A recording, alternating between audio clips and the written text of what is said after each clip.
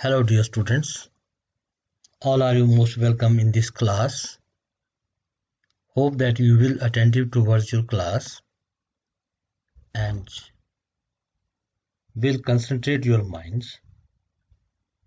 प्यारे बच्चों, हमारी इस आज की कक्षा का विषय रहेगा न्यू इकोनॉमिक पॉलिसी 1991, नई आर्थिक नीति 1991।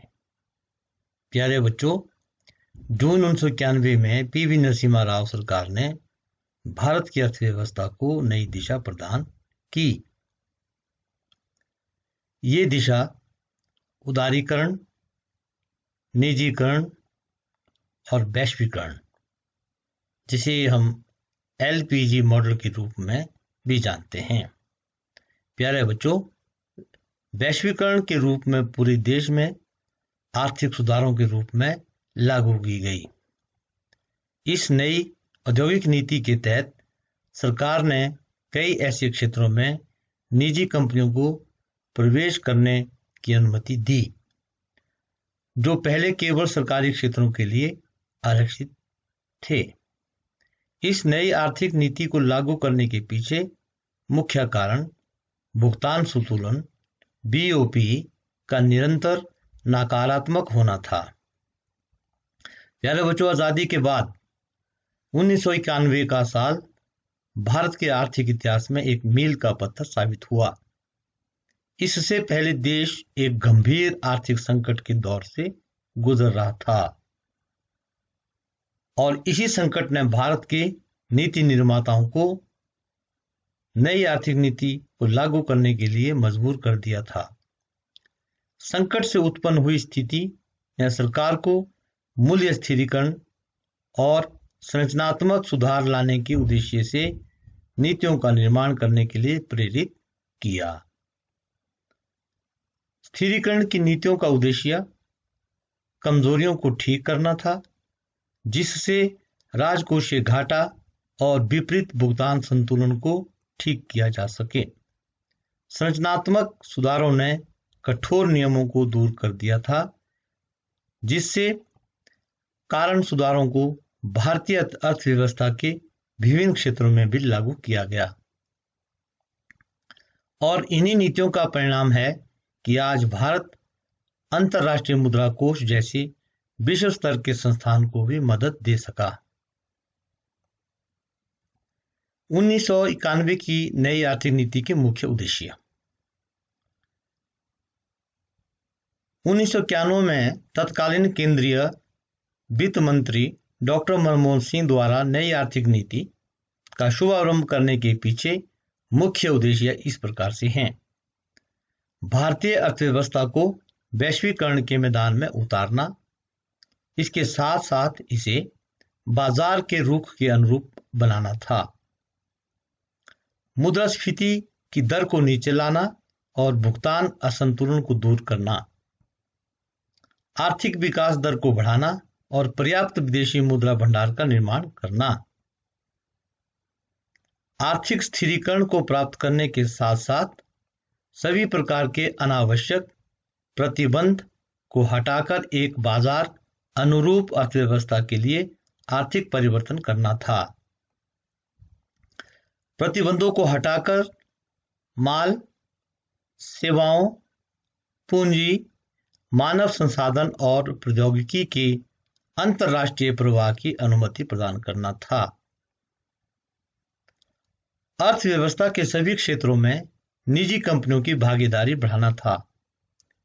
यही कारण है कि सरकार के लिए आरक्षित क्षेत्रों की संख्या को घटाकर मात्र 3 कर दिया गया है। प्यारे बच्चों, 1991 के मध्य की शुरुआत में भारत सरकार ने व्यापार, विदेशी निवेश, विनिमय दर, उद्योग, राजकोषीय व्यवस्था आदि को असरदार बनाने के लिए अपनी नीतियों में कुछ क्रांतिकारी परिवर्तन किए ताकि अर्थव्यवस्था की धार को तेज किया जा सके। नई आर्थिक नीति का मुख्य उद्देश्य एक साधन के रूप में अर्थव्यवस्था की दिशा में अधिक प्रतिस्पर्धी माहौल का निर्माण करने के साथ उत्पादकता और कार्यकुशलता में सुधार लाना था। नई आर्थिक नीति के तहत निम्नलिखित कदम उठाए गए। वाणिज्यिक बैंकों द्वारा ब्याज दर का स्वयं निर्धारण करना। उदारीकरण नीति के तहत सभी वाणिज्यिक बैंकों ब्याज की दर निर्धारित करने के लिए स्वतंत्र होंगे। उन्हें भारतीय रिजर्व बैंक द्वारा निर्धारित ब्याज की दरों को मानने की कोई बाध्यता नहीं होगी। लघु उद्योग के लिए निवेश सीमा में वृद्धि।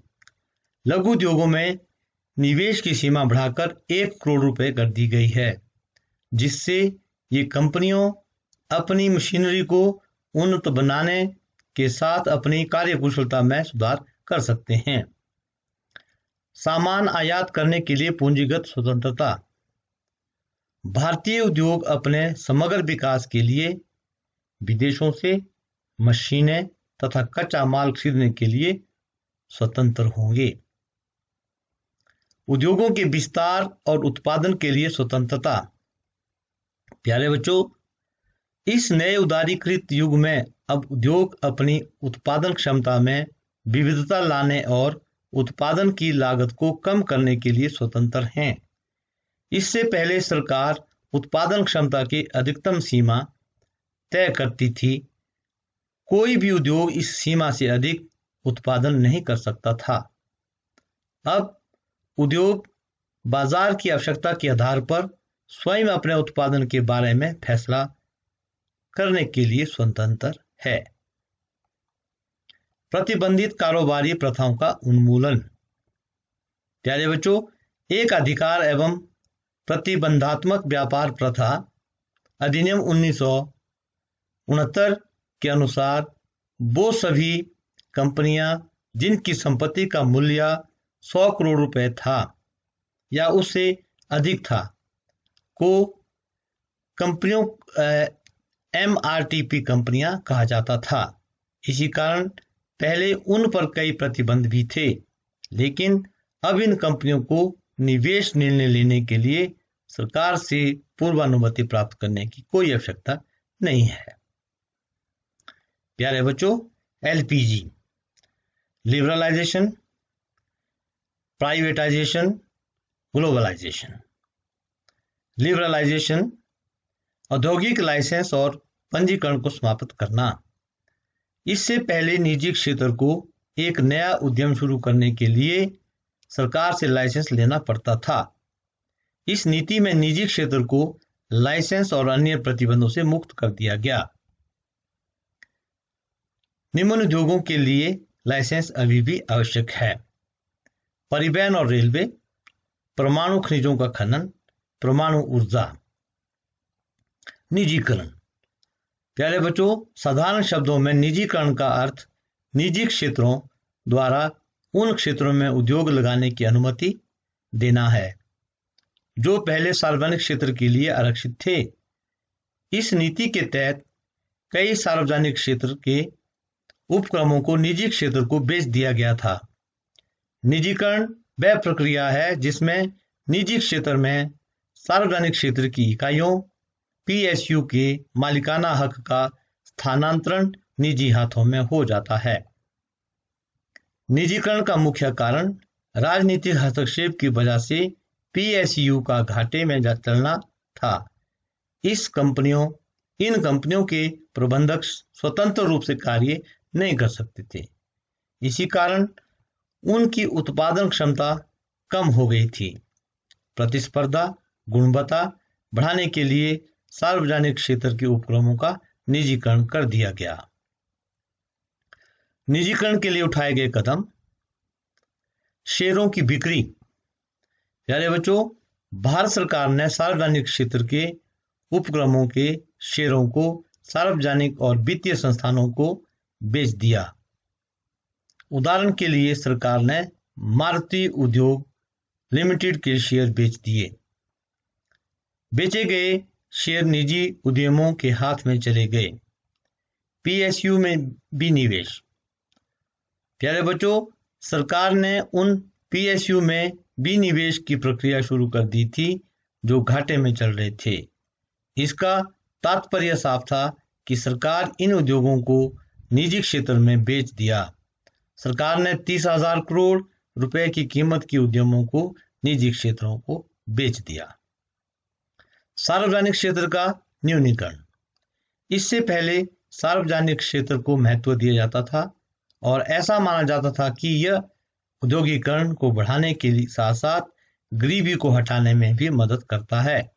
लेकिन सार्वजनिक क्षेत्र के ये पीएसयू नई आर्थिक नीति के अनुरूप काम नहीं कर सके और लक्ष्यों को हासिल करने में नाकाम रहे थे और इसी कारण बड़ी संख्या में उद्योगों को निजी क्षेत्रों के लिए आरक्षित कर दिया गया था। पीएसयू की संख्या घटकर 17 से 3 कर दी गई है।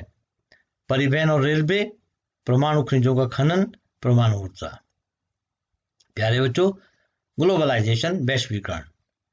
वैश्वीकरण का अर्थ वैश्विक या विश्व भर में फैलने से है, अन्यथा व्यापार को पूरी दुनिया में ले जाना है। वैश्वीकरण का अर्थ मोटे तौर पर विदेशी निवेश, व्यापार, उत्पादन और वित्तीय मामलों के संबंध में बाकी दुनिया के साथ घरेलू अर्थव्यवस्था को जोड़ना है। वैश्वीकरण के लिए उठाए गए कदम। आयात दरों में कटौती।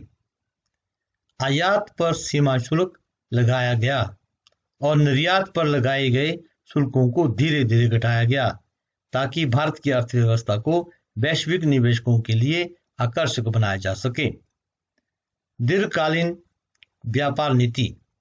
विदेशी व्यापार नीति को लंबी अवधि के लिए लागू किया गया। नीति की मुख्य विशेषताएं इस प्रकार से हैं। उदार नीति। विदेशी व्यापार पर सभी प्रकार के नियंत्रण हटा दिए गए हैं। बाजार में खुली प्रतियोगिता को प्रोत्साहित किया गया है। मुद्रा की आंशिक परिवर्तनशीलता। आंशिक परिवर्तनशीलता का अर्थ भारतीय मुद्रा को अन्य देशों की मुद्रा में एक निश्चित सीमा तक परिवर्तन करने से है।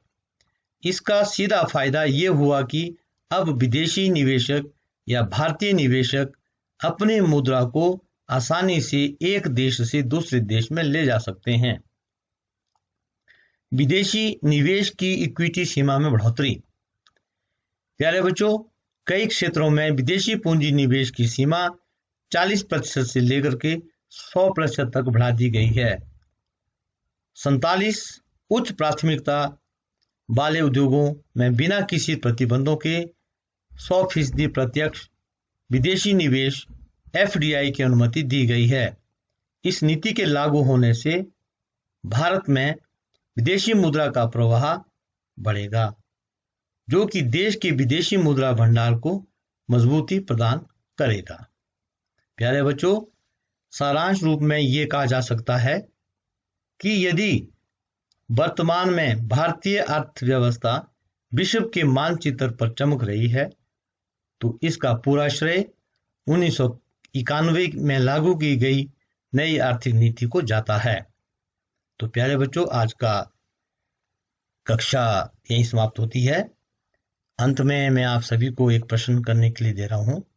मैं आशा करूंगा कि आप इस प्रश्न को अपनी नोटबुक पे नोट करेंगे और बाद में व्हाट्सएप पे भेजेंगे। Explain in brief objectives of new economic policy 1991। 1991 की नई आर्थिक नीति के मुख्य उद्देश्यों का वर्णन करो। थैंक्स।